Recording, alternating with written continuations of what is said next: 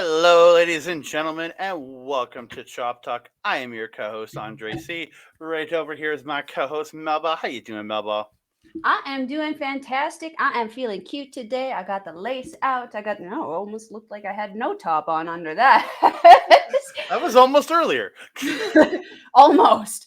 But yeah, we'll talk about that at another time. That's on the How are we OnlyFans. doing That's on the today, that's on the Andre? OnlyFans. No Melball fans coming soon. How are we doing today, Andre? I'm doing good. I've had a nice, relaxing day. I've watched half of the February 11th New Japan show, which I got to finish later after we're done this, because we're going to talk about that coming out this Wednesday. But we're here to talk about some local Edmonton independent wrestling. Yes, sir. Yes, sir. Featuring New Japan, in my opinion. That filthy New Japan. You know it. So I'm going to bring up the card, bring it up here. We're talking Top Talent Pro Wrestling featuring Filthy Tom Lawlor, One Called Manders, and Masha Slamovich all coming in to do the show this time around. And it was, I thought, an absolutely phenomenal card. I marked out so hard getting to meet Tom Lawlor because I've been a fan of him since his days in the UFC. And him facing off with Mitch Clark, another former UFC fighter. Both these guys I absolutely am tremendous fans of, both in their UFC days and now into the professional wrestling days. And that's what drew me for this card. I bought a ticket as soon as that match was announced. Nothing else was announced yet. I was like, no, I'm going. But the rest of this card exceeded my expectations. I don't think we had a bad match on the night. I had so much fun watching the wrestling here. I think you did too. We had a great night out. Hanging out with some great friends. Myself, you, Andreas, Kat, our new friend Deb, Cody. Deb. Yeah, Cody, the other Andre, the big Jossie. Andre. Can't forget Jossie. Mike the ref was there. Cody and his lady were there. Man, Luke, my buddy Luke. Yeah. It was nice to have the whole crew out and just to have a real good hangout. We also can't forget the Omen fan. Oh, and Eric too. Little Eric. He decided to sit on the stage away from us because. I mean, I could have, but I chose to sit with you commoners. Well, stand. Because we stood on the rail by the ringside area. It just sit we use loosely. But let's get into these matches, man, because these were fun and we got stuff to talk about with these guys. So we start with the first match of the evening, originally scheduled to be Colton Kelly versus Moondog, whatever that guy. That Draco guy, yeah. Draco. What did I say? Moondog. Hillbilly Hound Dog. It's probably Hillbilly Hound Dog. Yeah. But replacing him was the one and only Eli Surge. The birds aren't real, ladies and gentlemen. This is gimmick. I'm just going to throw out there right away. Colton Kelly has the second best theme song in the local industry in Alberta right now. Second best. We both know what the number one is. It's later in the show. And this is the second best song. Yeah. I was like, what? I can't believe it. Catch up, Andre. Get you some Rogue, my friend. Get you some Rogue. Oh, I don't know. Colton might be number 3 because there's one over in Love that I really, really do like. But yeah. This isn't Love, though. This is Top Talent Wrestling. And we're talking Top Talent. Cutthroat, Colton Kelly, and how amazing he is. Loving his new gear. Loving his new... He just looks so happy to be back in that ring. He doesn't look happy. He always looks angry. He always looks happy. We know that's a happy face on him. Come on. I guess his happy is just a mean scowl.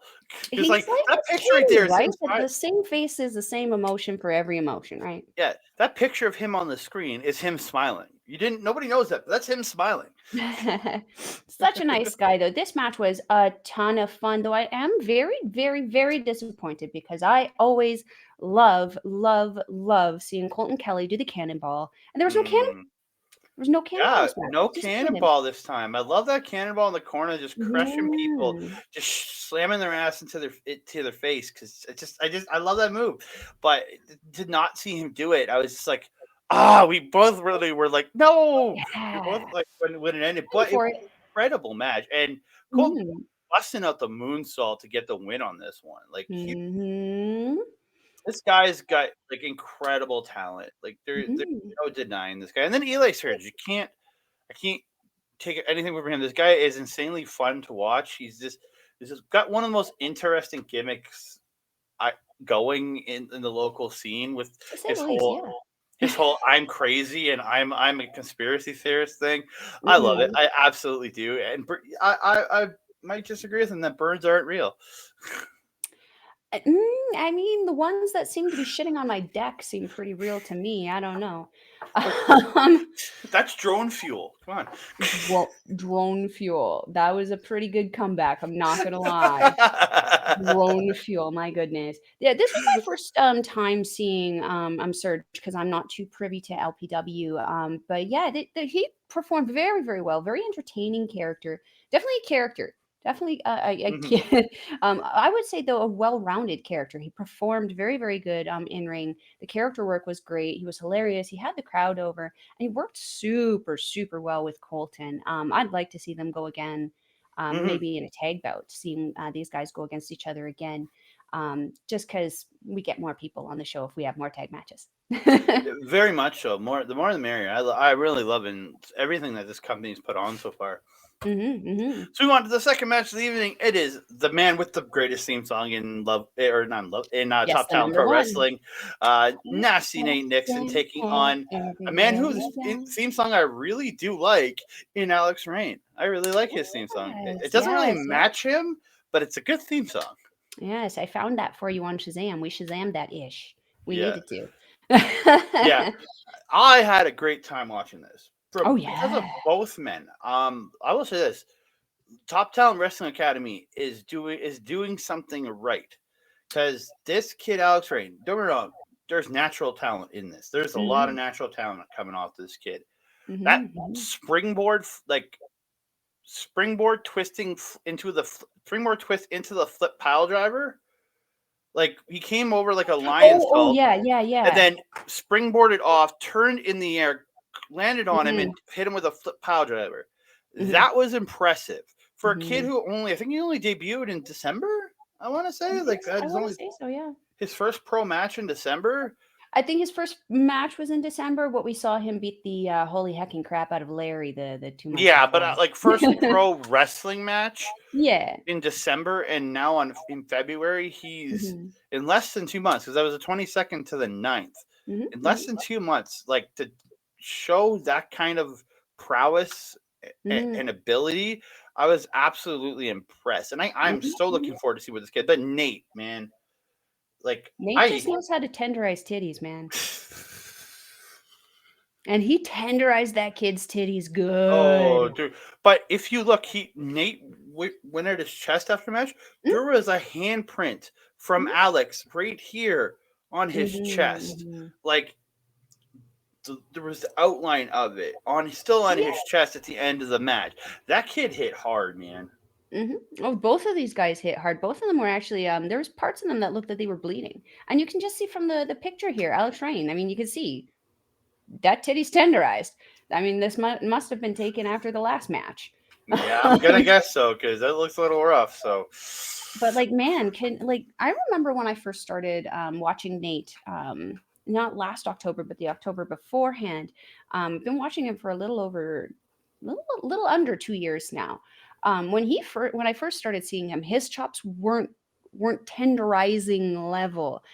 He has certainly worked the last couple years, making sure that those chops are hitting you like a freaking mallet. And yeah, yeah, very impressed with that. The tenderized titties things is exclusive to nasty Nate Nixon there. That nobody tenderizes titties like him.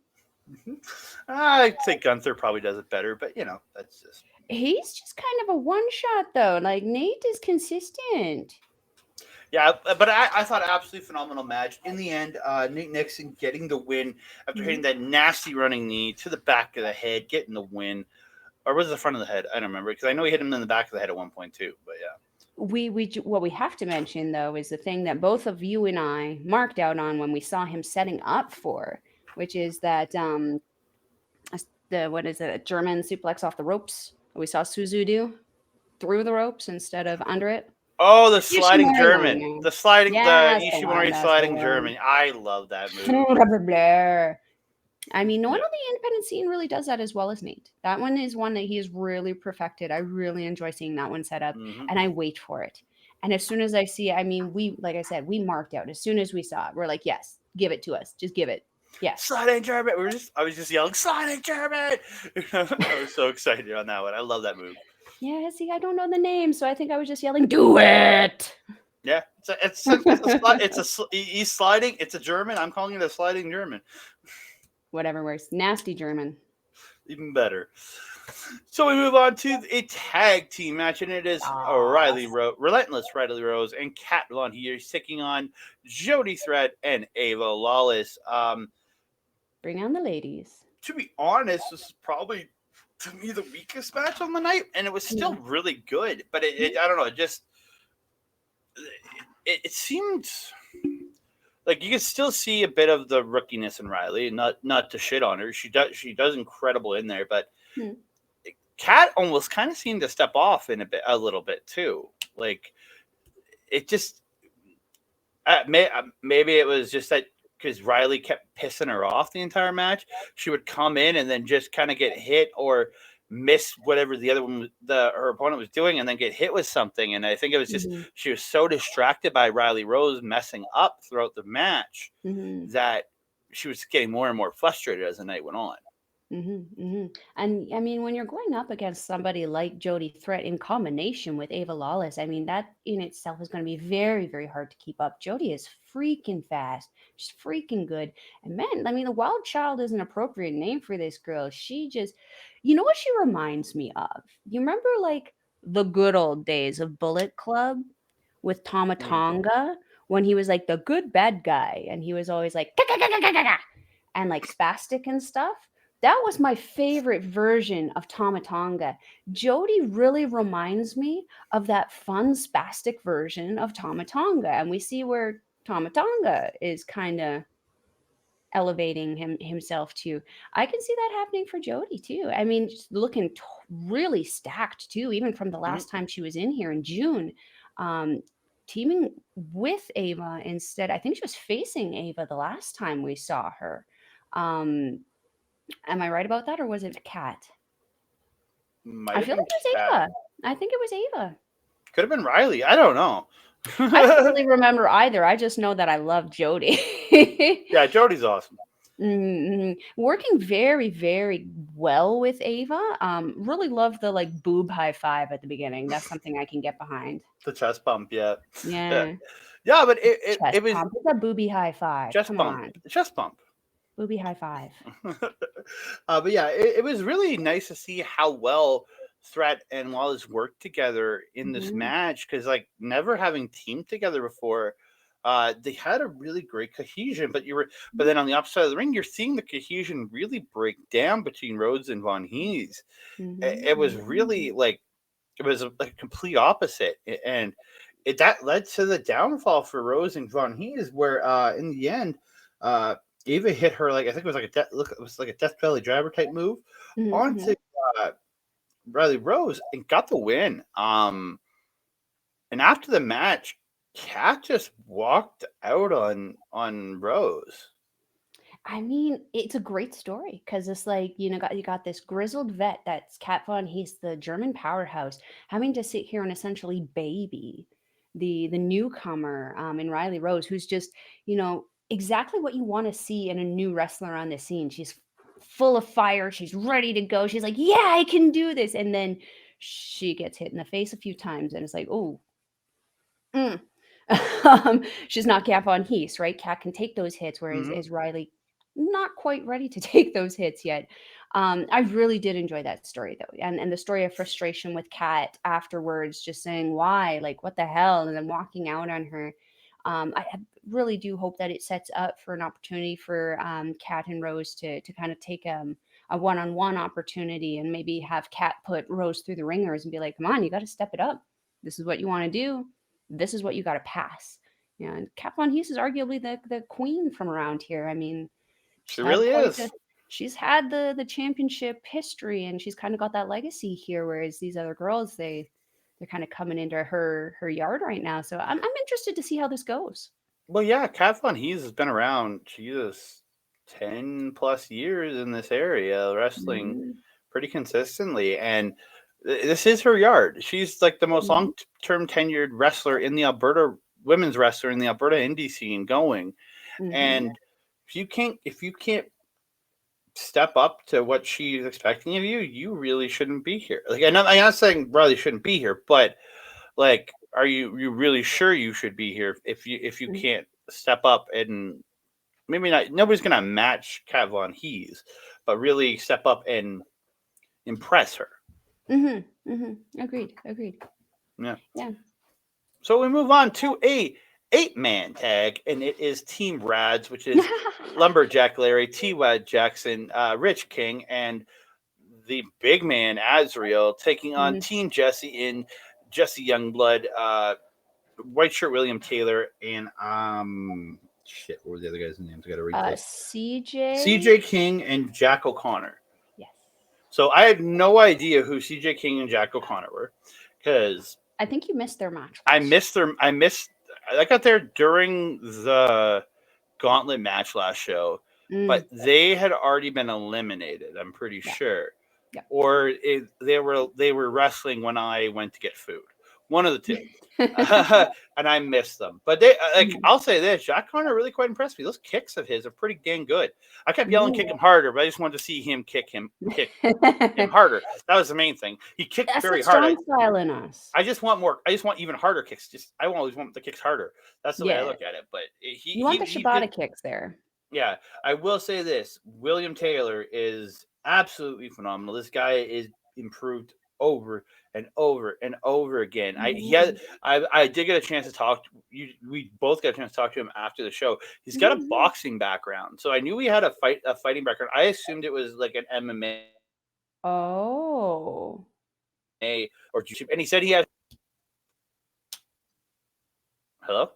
Hi. Oh, sorry, it froze up there for a second. I don't know why it's doing at least that. For me, at least on my end, it did. But yeah, he said he did some jiu-jitsu. I think he was saying, but it's mainly a boxing background. But you can see that really a lot, actually, in his striking. You can see it in the way he strikes, because it's very much from like an up here perspective. And like when he comes in, he comes in like a boxer would, like with like a boxing style punch from like coming in around, and then and then you can see it when he takes the guy down, things like that. It's very impressive, and like I'm an absolute big fan. But I'm a huge fan of the Radz. I love them as a team. Yeah, you were trying to get everyone to touch tips. Andreas did with me. Kat did with me. So you did at one point. No, I did not. Yeah, with me and Kat. No, you did not. Not you. Oh, must have been somebody else. Deb, because that was not this little finger. Must have been somebody else. I was definitely hitting all of the tips that I saw touching, but I was not touching them. There was no touching happening. But this match was fun. Yeah, so much fun. I just got to say, though, Larry Woods has got to be one of the most entertaining guys I've seen on the Reds. DY is pretty funny himself, but like I feel like it's a little bit more organic with Larry. I mean, you can see by the picture just how ridiculous he kind of looks there with the fingerprint wings on his chest. Well, and that smug smile on his face where he's like, yeah, but you just laugh at him. I mean, yeah, that's what we do.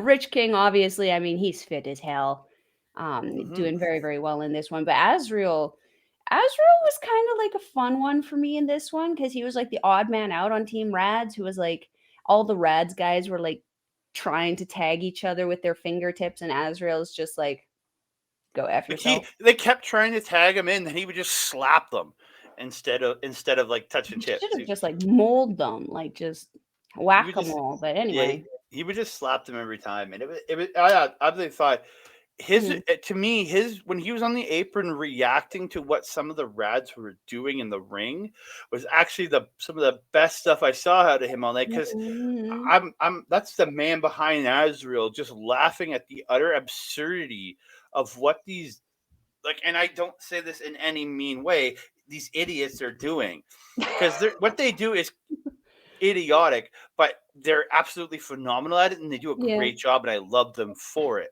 That's 100%. The thing. It's not a negative shot when I call them idiots here, because they're absolutely phenomenal.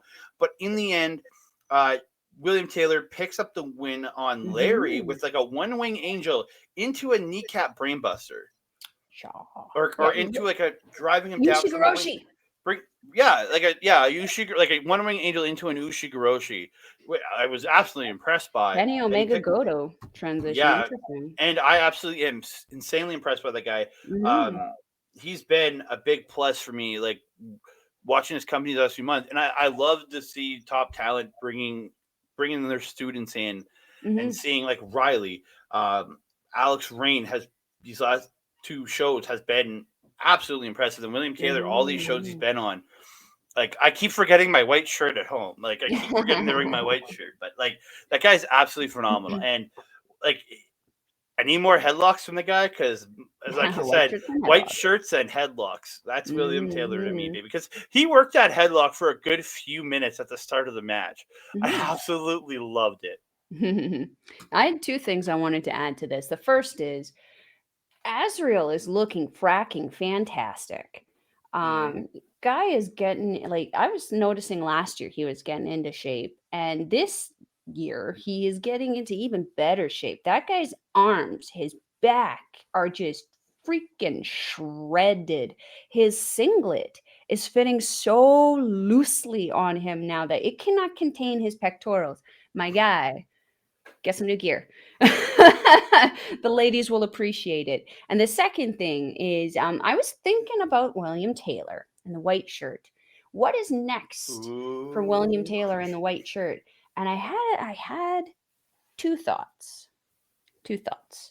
The first one, knowing that he has this boxing background, the mixed martial arts background, he's obviously got that high strike ability. He can get out of the way really quick. He's very fast, very technical. How would we like to see him go one-on-one with another student that we are both very privy to coming out of NJPW, the White Rhino? Clark Connors, baby. Yes. Yes. White Rhino versus White Shirt. That right there is a headline that kind of writes itself, right? 100%. Top talent. Come on. Book this shit, man. Come on, Justin. Book this stuff, man. The other thing I thought of was another NJPW guy, but also a second guy who has also been in top talent that I would love to see take on William Taylor. First being the NJPW guy, Robbie Eagles. Having that high speed kind of thing might, be something that William Taylor's not high speed versus striker. That would be I'd like to see that battle. Not something he's particularly that we've really seen him messing with. So it would be nice to kind of see him almost like combating and having to learn how to adapt with this new kind of style. But the last person I thought, who has also been with top talent, someone I haven't really mentioned in some time, Jordan Oliver. Right? GCW, baby. Dude, the West Coast Ace. That would be a freaking... That'd be awesome. Just saying, man. We just gave you 3 potential matches right there for William Taylor. Step this kid up. And Oliver was on one of the first shows. Was it? Oliver was on the first show, wasn't he? Yeah. Was it the first or second? Harlon Abbott in the main event. Yeah, it was on the first or second show. I can't remember which one. I think it was definitely the first, I think, because that was when Arrow Boy was here. Was it? I don't remember. The first time. Okay, yeah. The after party started at the second one. There you go. So yeah, that one, dude, like if you bring him, especially bring him back now, because they've really also built an audience in this company, like built up the audience too. So a lot of people haven't. There's a bunch of people coming out to these shows now that have not seen Jordan Oliver. Bring him back. I would love to see him wrestle again. 100%. Heck yeah. Because I didn't actually get to watch that match with him and Harlon the first time he came there, because a friend of mine was drunk and Mama Melball had to go into action. So I would actually really love love to see that because again, Jordan Oliver's that high speed, very kicky, very kind of like almost cruiserweight kind of styling. It would be nice. Well, he kicks a lot. He does kick a lot. But I would love to see that strikeability because like Taylor's pretty quick himself. I'd like to see him try to keep up with Oliver. I would love to see that. But we are going to move on to a triple threat match. It is the Omen Gabriel Lestat, one called Manders, and Rayden the Destroyer in a triple threat match here. I know you stepped out to go for a smoke on this one. You and Deb dragged you outside.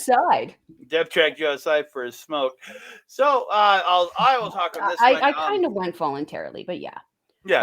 I really enjoyed this match. I'll say this. My biggest highlight for this is Manders. I've watched him MLW and other stuff I got to see him in, and I absolutely thought he was absolutely phenomenal here. Doing such a great job. His whole gimmick. And he was taller than Rayden. I think he was slightly taller than Rayden, which was really weird because Rayden I noticed that at the meet and greet, Rayden is this like big imposing dude, and when you're going up against a guy who I'm not saying Manders isn't imposing, but he is a softer gentleman. Like he's a little bit softer of a gentleman. He's got a little bit of a tummy on him. He's not like shredded big muscle guy like Rayden. He's a cowboy. You watch Yellowstone, you know what you're getting into. Yeah, you look at Rip. He's an average looking human.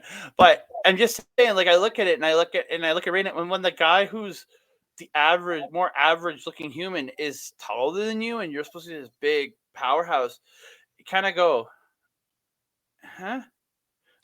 But I absolutely loved it. Like I think all three men in this match worked absolutely phenomenally. In the end, my phone went black. So I have my notes. What the hell? God damn it. In the end, Rayden gets the win with a choke slam bomb on Manders. And yeah. What? Got the pin on Manders with a choke slam bomb.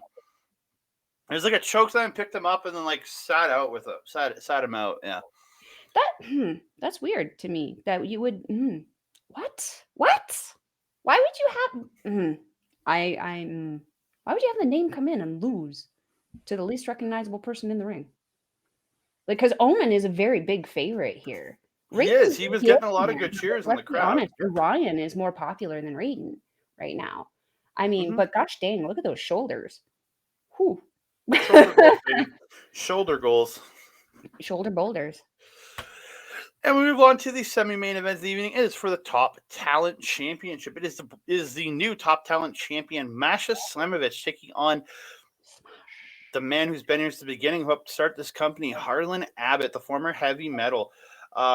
Absolutely phenomenal match between these two. Like, just the athleticism from both. And it really showed a match of domination from Harlon, because for obvious reasons, Masha's so much smaller than Harlon Abbott. It can't really.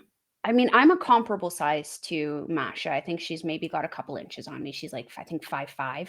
But I think she's a bit like stockier than you, maybe. She's thicker. I'm working on it. Give a girl a break. No, I wasn't shaming you. It's just I know. I'm giving you a hard time, but yeah, she is a lot thicker, especially in the upper body than me. Her back, especially, it's a lot more strong. Yeah. But like that being said, Harlon Abbott is like tall. He is large. He's thicker. He's not heavy anymore, but he's thick, and like he was tossing her around. And as you said, domination is definitely the best word. However, this match also, I think, highlighted Masha and her ability to endure and keep going and keep kicking out and keep fighting back and taking the opportunity that she needs to get what she needs, which we saw happen in this match with the distraction there. I know you were super excited about it. You nearly threw me over the freaking rail, shaking the crap out of me for it. Let's reveal to the people, Andre, what is happening at the next Top Talent show. I don't have that lined up right away. I have that lined up. I'll keep talking then. And the reason why Harlon Abbott lost. There we go. Lost this match and Masha retained the Top Talent Championship, and it's because this creepy mamma jamma. Evil flippin' Uno, ladies and gentlemen. Uno, Smash Brother #1, whatever you want to call him. He is coming to Top Talent on Thursday, April 13th. He caused Harlon Abbott to lose. So to me, the indication is Evil Uno, Harlon Abbott. Like, I can't see it happening any other way here.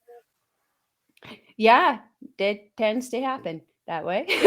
No, but I'm absolutely excited to see Evil Uno come in, because dude, like, I know Andreas was like, "Oh, why are they bringing that guy in?" And I'm like, "Cause he's awesome." And I literally had to convince him on the way home. I'm like, "You know, Evil Uno is a really good professional wrestler, right?" He's like, "Well," I was there, I'm like, man. I was and there for that conversation. yeah, I know, but I'm saying it to the people because I'm just want to tell them how crazy Andreas is. I had to convince him, like, no, Evil Uno isn't bad. It's just AEW has booked him like shit. That's why he comes off not as big as it. But to me, because I've watched this guy in his ROH days, I watched a lot of it. I found a lot of his Smash Wrestling stuff on here when he was in part of the Super Smash Brothers. Canadian, he's a Canadian motherfucker, that's for sure. The Super Smash Brothers are Canadian. Just for a recommendation, people, Chop Talk is not a PG show. No, we never said it was. Maybe PG-14. I don't know whatever the 14 one is. Maybe no nudity. Yeah, I actually don't watch AEW or WWE, so I don't really know who this guy is. But you were sure excited. You, as I mentioned, you nearly threw me over the railing. You were so fracking excited.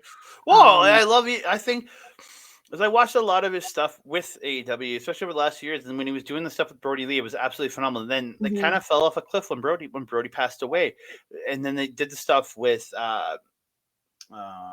Adam Page, but they always looked at like a mid card joke at that point, and it sucks for me because I really liked Evil Uno and Sue Grayson as a tag team, and I thought they were always absolutely phenomenal. And I can't wait to see him come in and just work an incredible match with Harlan Abbott, because like this guy has the ability to wrestle anybody and do it absolutely phenomenally. Cool. Something to look forward to. So we move on to the main. Try to pull me in with something else. Yeah, main event of the evening: New Japan Wrestling superstar Filthy Tom Lawlor versus the ultra violent Mitch Clark. I absolutely love this. I got to pop back to one other thing. Got to meet Tom Lawlor. Got my picture with him. I'm insanely happy for that. He was an absolutely phenomenal gentleman. You, me, and I was thinking of Eric that was standing there. Three of us talked to him for a few minutes, and he was happy to chat. We talked about working the historic crossover show. And just talking about just comments. We raved about his commentary, and then who did he rave? Oh, he raved about Jonah's commentary. I remember him raving about Jonah's commentary. Yeah. But he was absolutely phenomenal guy to talk to, and then his entrance. I meant to download the video and put it in here, but I couldn't because this would go on YouTube and that would get us demonetized and that would screw everything up. But yeah, we would definitely get a copyright on that one. I gotta put it on TikTok then.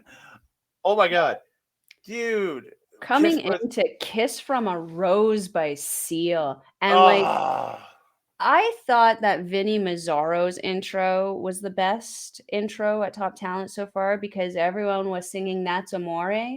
But no, we had the entire club singing Kiss from a Rose. It was tremendous. I loved it. Great moment.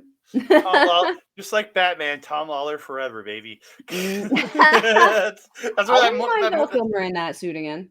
That's where that song got its popularity from. But this match was like, I think we talked about it after the Charlie Haas show.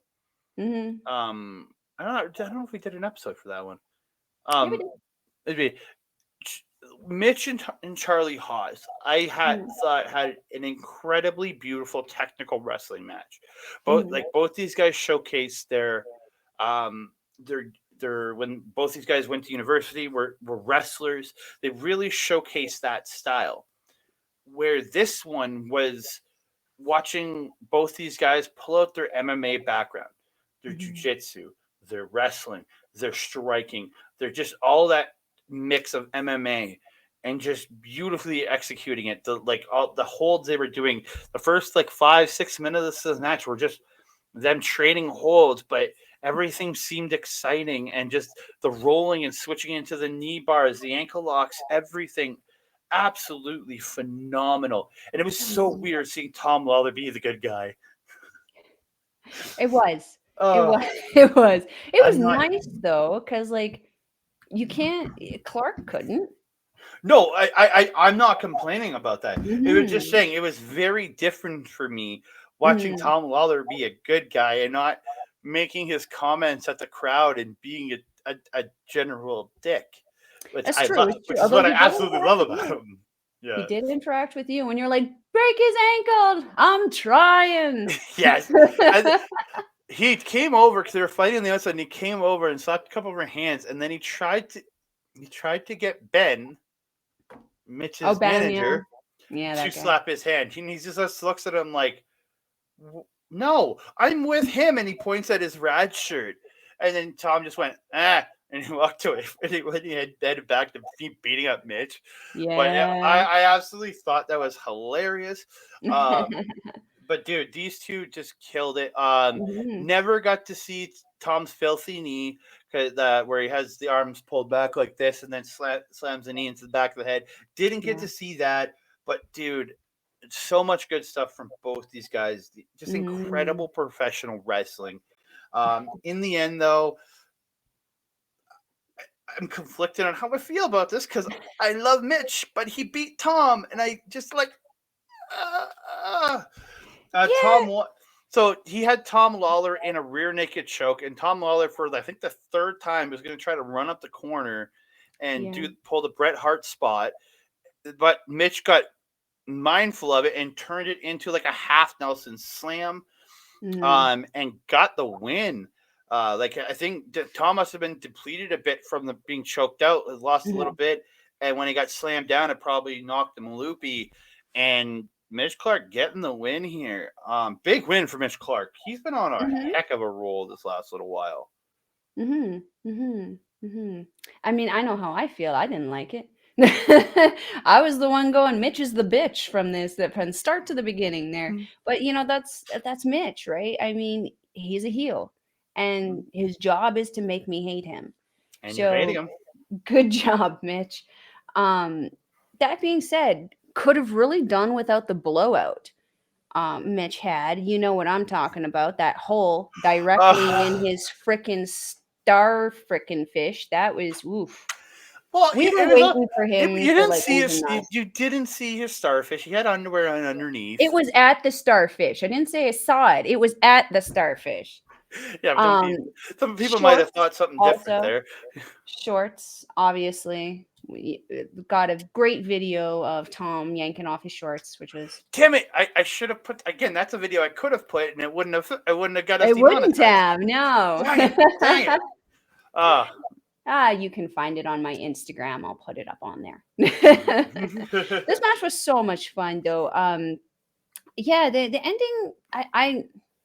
I mean, this is just a selfishness in me, but I could have gone for a little bit longer with this match. I felt like it ended a little too suddenly for me, a little too quickly for me. I would have liked to see it go a little longer. However, at this point, I think it was starting to get a little late. Well, and we didn't have an intermission also. So when you're standing there for 3 hours, there's no intermission. Dude, we started. Well, we got there at 6, so yeah. I was gonna say I was on my feet since 6. We didn't get back into the car until almost 9:30. Oh, a little bit longer than that. We got into line about what 5:40, 5:45. Yeah, we didn't sit down again until we got. You know how hard it is carrying this ass around. I need to sit down, you guys. Come on. Have you seen my ass? Also, something I also want to mention. While closing up the show here, the ropes. We mentioned this the whole night. The ropes were super fracking loose, super duper loose, too loose. The middle one especially. You would stand on that, and a mamma jamma would sink down to the bottom rope. Tighten those fracking ropes. I don't know who was supposed to be on top of that, but they did not be on top of that. It's not hard to be on top, you guys. They did seem quite loose. It didn't result in anybody getting hurt or slipping and failing a move. Thank Christ. But There were some close calls. They struggled. There was no falls, but there was struggling happening with those ropes for sure. I noticed it at I think Manders at one point went to do a move and he kind of was like, "The fuck," and it was almost like a not very nonchalant "what the fuck" of the ropes. He didn't say "not what the fuck," but it was like that kind of reaction. And then he went and did it, but I think he had to adjust for a second to get how he was going to do this move because again, it seemed a little loose. Yeah, see, when I mentioned it, because when Lawlor was even just coming back in his intro and coming into the corner to do a yay for us, he slipped because rope he did, and it just went wah because it dipped so low because that one corner was just so loose. So yeah, tighten the ropes and bring in someone else with evil Umino. Or Uno, yeah, so preferably evil Umino. Preferably his tag team partner. Preferably his tag team partner, Stu Grayson or Dos. Well, I just said evil Umino. I said the wrong name there. Put Shota heel. Evil Umino. I'm down with that. I'm down with some evil Umino. I got some words. Stressed out. Melball has good ideas. I got some words to talk about Shota Umino on Wednesday's show for New Japan. So we'll get there when we get there. You may not like them. Now. You may not like them, but I'll be talking about them. That's for sure. And so and then I just want to give one more big plug to Top Talent here. Thursday, April 13th, Something Wicked This Way Comes, featuring Evil Uno at Midway Music Hall, all ages show. They are done by usually 9:30 to get everybody out. But it is an all ages show, so you can bring your kids. It's a great venue. Just be aware if you don't buy the VIP tickets, you will be standing. It is standing room only, unless you can get somebody to get you a stool, which there's very few of. It is a standing room only show if you do not buy a VIP ticket. Just a heads up, because I did hear a couple fans in the crowd go early on going, "Oh, man, I'm kind of mad they didn't have chairs." So I say this to the fans out there, just so you know, VIP seating only. Yes. I've commented on that before, but it is what it is with the venue. The venue itself is amazing. It has good food. It's in a very good location. The parking is convenient. It's got when you get there early enough. But even when you don't, it's not terribly far for you to go. No. It just sucks when it's really, really cold. Yeah. It just sucks going also to the after party if that's what you want to do, because there's never any fracking parking around there. But for me, it is hard getting up to my age. I mean, my hips are fucked because you're 3 years older than me. Yeah, and I pole dance, mama jamma. Understand, I'm an athlete too. It's a sport, sort of. My back and my hips are horribly messed up from this. A lady's got to sit, and when I'm wearing heels to prop my butt up so that it looks nice for you guys, give me something. Help me out here. Help a sister out. Just don't wear However, heels. I obviously don't not hate it that much. I keep going to these frickin' shows even though they stress me out. So here we are. Absolutely phenomenal show. Oh yeah. So as we come to the end, I want to give a big shout out to our sponsor, Rogue Energy, down there. Mel's going to point at him. Scan the QR code down the bottom right hand corner. Yeah. My words don't work today. Or go to rogueenergy.com. Use the promo code OLEPODS for 10% off your order.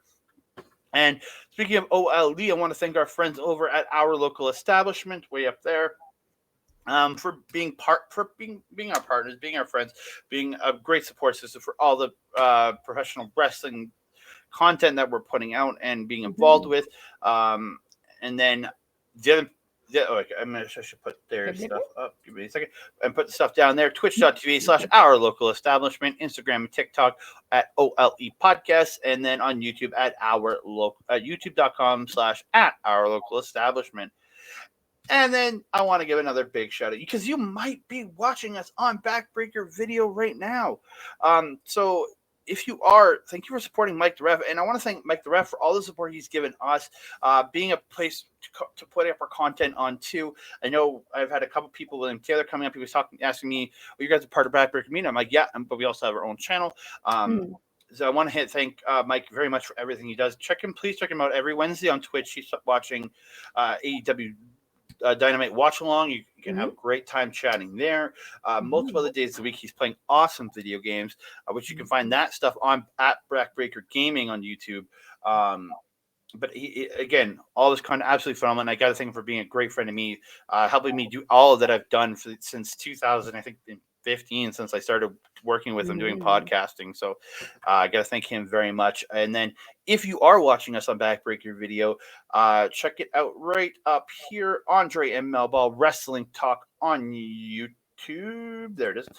On YouTube, youtube.com/Andre Melball Wrestling Talk. And if you are watching us on Andre and Melball Wrestling Talk, please give us a like, a subscribe, and please, even more than that, comment down below. We love hearing from everybody, whether you're watching us for 5 minutes, watching us for the whole time. There's all these 45 minutes so far. Please leave a comment down below. We really enjoy hearing from you guys. If you're one of the wrestlers that we're reviewing and you don't like what we say, we'd love to argue with you.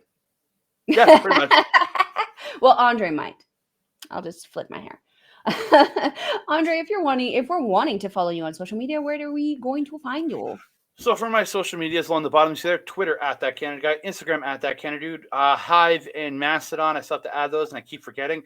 On the bottom there, at That Canada Guy. You can find me on OLE. Coming up this coming weekend, I will be sitting down for a live stream with my good buddy, your good buddy, my other tag team partner, I guess, with Marvel Talk. Me and OLED are going to be talking Ant-Man and the Wasp Quantum Mania, baby. That comes out this Thursday, February 16th. I will be there sitting in a theater at 6:45 p.m. East or Mountain, watching that movie. I cannot wait. It's going to be an absolute, and you can come and hang out with me. And I'm not sure if it's going to be Saturday or Sunday yet. Again, it's just when we have time. Life is busy. We'll catch it on social media when we advertise. We will be posting the heck out of it once we have a date and time. And if we're going to have a special guest, we are not sure. I know Astrid Pizarro wants to be part of this one, so we're hoping to have Astrid on if we can make our schedules work with her. So. Oh, the beautiful, talented, natural. I wish I could do the full extension here, but I'd totally sumo chop my microphone off into oblivion there. Yeah, stealing my tag team partner there. Guess we're gonna have a trios match, but yeah, but we are looking to do that this coming weekend. It'll be live on our local establishment Twitch page at twitch.tv/our local establishment. Also, probably will be live on the YouTube page and also on OLED's YouTube page also. So please check it out. I'm very much looking forward to do this. It will be coming back more and more this year with Secret Invasion, Guardians of the Galaxy Volume 3, and all the other TV shows and movies that are coming this year. Excellent, excellent. If you're wanting to catch a Melball, you can find me on Twitter at Collins Melball. You can find me on Instagram and Facebook and Mastodon at Melball Collins. I'm also pretty active on the Andre and Melball's Wrestling Talk fan page, posting all kinds of stuff. You can usually tell when Melball is posting things. You can also catch all of the links to all of our most recent episodes and all of our friends' stuff on there as well. You can catch a Melball on Astrid Pizarro's YouTube channel, where you can see all of our old episodes of the Ladies Wrestling Showcase, where Astrid and I break down all of the trendy news or some of our top favorite topics coming out of women's professional wrestling.